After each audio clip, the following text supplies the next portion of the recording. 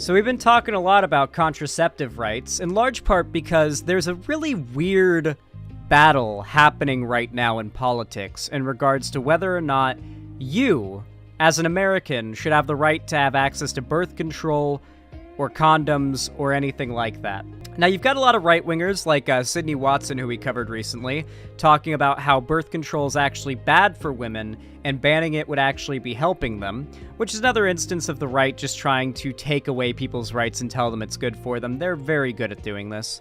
But the other side of the issue are people who are not willing to agree with such a radical and extreme position that's so unpopular with the broader, political landscape. Most people are in favor of access to contraceptive. Hell, most people are in favor of access to abortions in, most cases. So, with that said, right now there's this bizarre battle where the Democrats are trying to solidify access to abortion and contraception as a right in given states. Ohio is a good example of these states. And the Republicans, while they want to prevent that, they can't fully take a position against contraceptive rights without destroying their optics, right?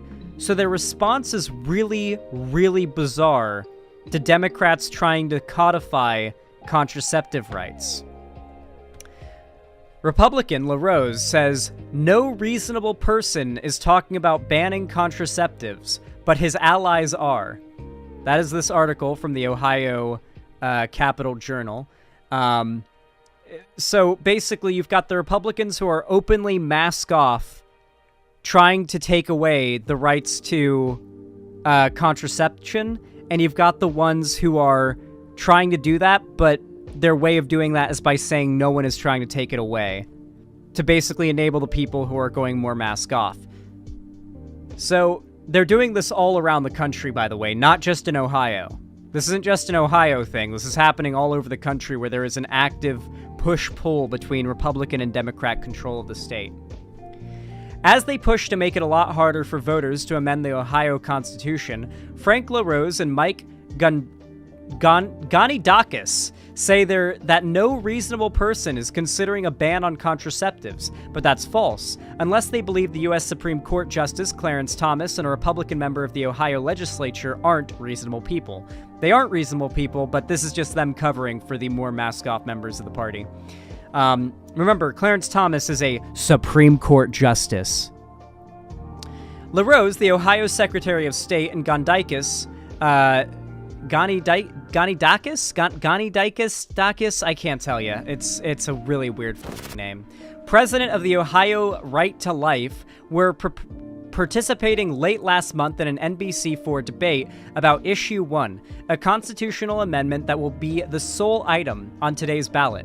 It would radically alter a century-old provision that was meant to allow voters to amend the state constitution when they believed the government was unresponsive to their wishes. Issue 1 would only need 50% to pass, but it would raise the bar for future amendments to 60%, and while it would add no new requirements for the gerrymandered state legislature to put a proposed amendment on the ballot, it would make it far more difficult for citizens groups to put, say, an anti-gerrymandering amendment to vote. Basically, everything the Republicans do is either an effort to take away your rights or something they are doing to set the field to be easier for them to take away your rights.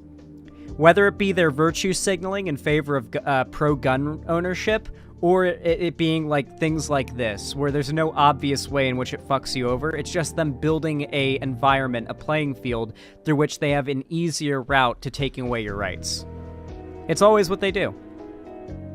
LaRose and Ganidakis say their goal is to protect the Ohio Constitution from wealthy outside interests, but as of late last month, 82% of the effort's funding had come from an Illinois billionaire who also funded the January 6, 2021 rally that preceded the deadly attack on the U.S. Capitol. He has given millions to candidates who falsely claim that Donald Trump won the 2020 election. LaRose has given other, sometimes inconsistent reasons for needing to limit voter access in the Ohio Constitution. When he was pushing an earlier version of the amendment last year, LaRose was asked if the purpose was to block an abortion rights amendment in the response to Senate Bill Senate Bill 23, Ohio's abortion law that took effect after the U.S. Supreme Court overturned Roe v. Wade in June 2022. That's not what this kind of change should ever be about, LaRose replied, saying he wanted the amendment out of a longer-term consideration.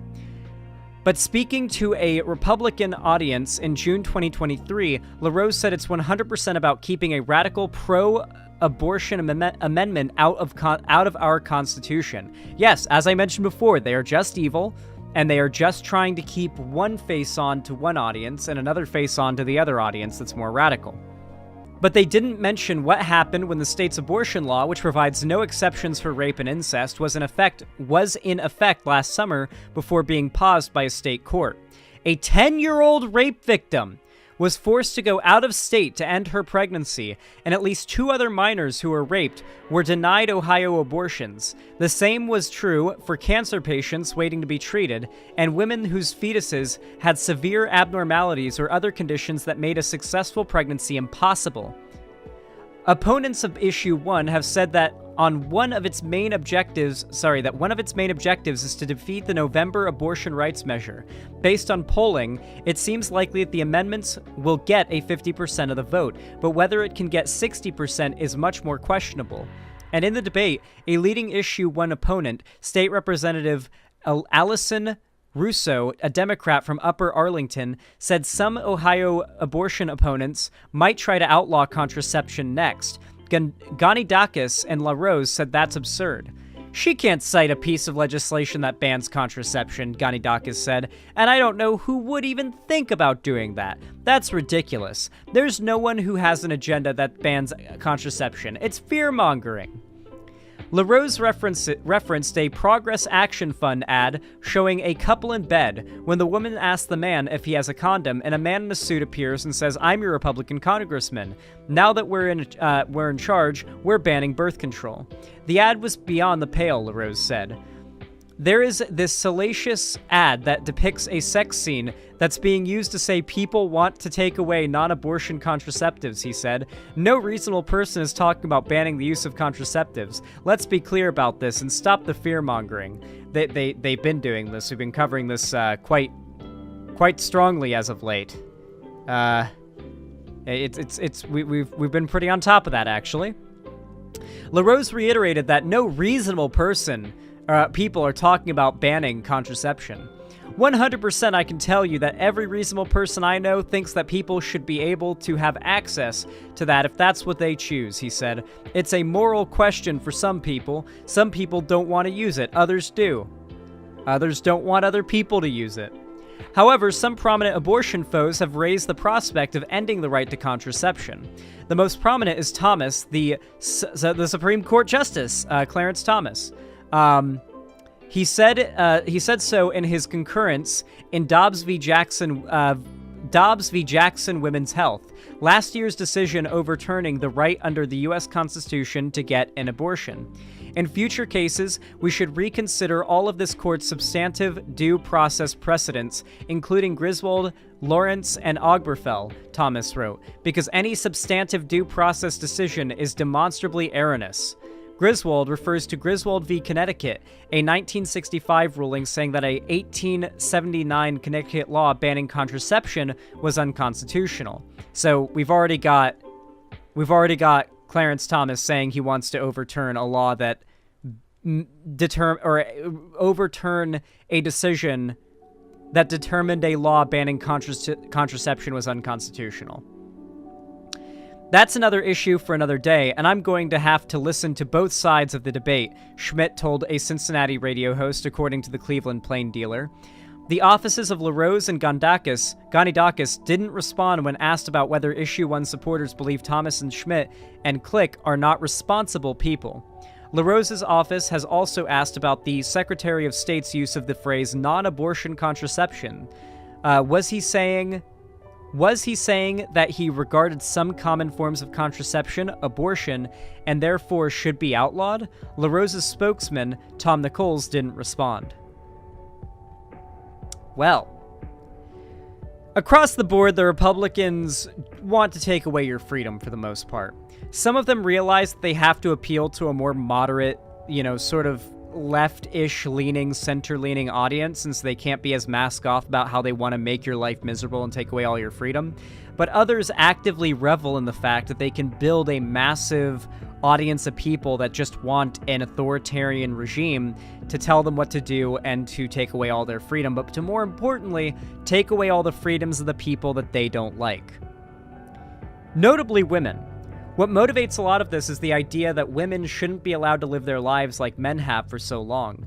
Men have lived their lives for a very long time just being able to get into college, get a career, live the single life until they're in their 30s, and then pursue a usually way younger woman to marry, who's like, in the case of women, they're like at the age of like 16 expected to start looking for a guy who can support them for the rest of their lives.